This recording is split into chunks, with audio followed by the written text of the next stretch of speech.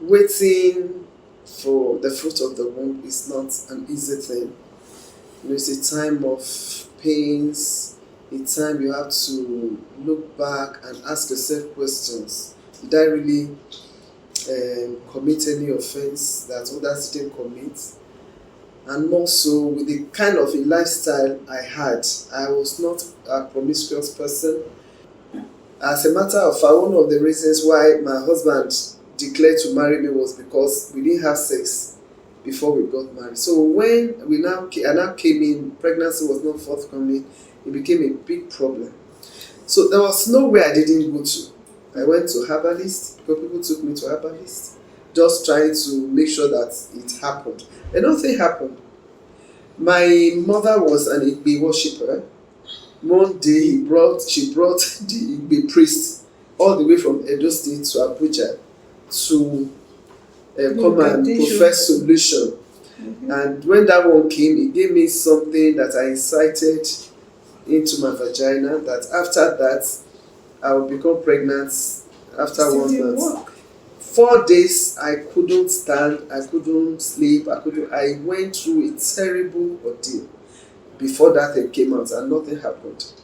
And so friends took me to the white garment churches, where I was told to bathe in the stream in the middle of the night.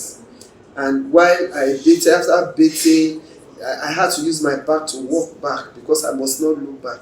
I did that, nothing happened. Another one took me to a place where they gave me 59 incisions on my back.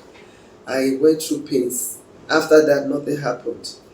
So many places. I even had to, somebody took me to Calabar side where they believe that if you are still trusting God for the womb, once they do this, their massage for you, stomach massage, within 2 weeks you become pregnant.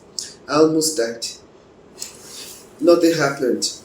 I went to another place where the herbalist said I must eat 7 boiled eggs within 1 minute. 7 boiled eggs? 7 boiled egg within a minute. I did. Were you able to do it? Of course, because I was desperate to have a child. How did you eat 7 eggs in 1 minute? I was just swallowing without even chewing it. So it was as bad as that. Very terrible. Then what really broke the camel's back was the final news. When after going through all kinds of hospitals, all series of tests here and there, and the doctors finally declared, they said, "Madam, you don't have fallopian tubes." That day, I almost, it was as if the ground should open his mouth and swallow me up. But thank God for my husband. He was there for me. He told me not to worry. Don't worry. Whether children or no children, we'll be together. And that was what happened. And that made me to think back on all what I've gone through and resulted to falling back on God. I went back to God and started serving Him committedly and dedicatedly. And I guess that's how you started your pastoral my pastoral work, yes. I was just nominal Christian before, even though I was a chorister, I was still involved in all those fetish things and deceiving myself.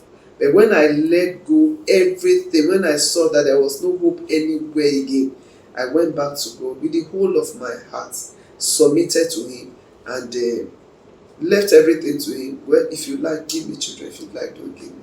And that's when you started having children. That was when I went for a program, the Redeemed Christian Church of God, and a word of prophecy came that there's a woman here, you've been told you don't have fallopian tubes, but God said I should tell you I am giving you a spare part.